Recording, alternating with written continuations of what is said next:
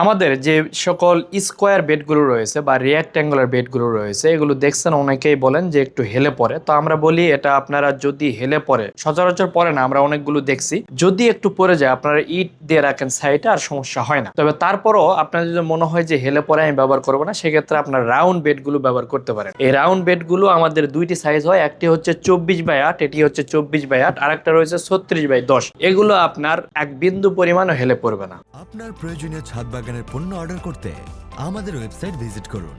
খুবই স্ট্রং, একদম দাঁড়ায় থাকে, যেহেতু রাউন্ড চতুর্দিকে এটার যে ভরটা চতুর্দিকে একই সাথে পরে বিধে রাউন্ড হওয়ার কারণে এটা হেলে পড়ে না। আর স্কোয়ার রেক্ট্যাঙ্গুলার গুলো যেহেতু দেখা যাচ্ছে যে হয়তো বা একদিকে লোড বেশি পড়তেছে, যার কারণে ওইদিকে একটু হেলে যাইতে পারে। তবে ওটার কোনো প্রবলেম যদি মনে হয় আপনার একান্তই, আপনি এই রাউন্ড বেড গুলো আপনারা ইউজ করতে পারেন। এগুলো খুবই ভালো সবজির জন্য, রাউন্ড আকারে আপনার জায়গা নিয়ে নিবে, প্লাস এর দুইটি সাইজ পাবেন, একটা হচ্ছে 24 আর একটি রয়েছে 36। তো আপনাদের এগুলো প্রয়োজন পড়লে স্ক্রিনে দেওয়া নাম্বারে যোগাযোগ করতে পারেন, অথবা আমাদের ওয়েবসাইট ভিজিট করে আপনারা অর্ডার করতে পারবেন।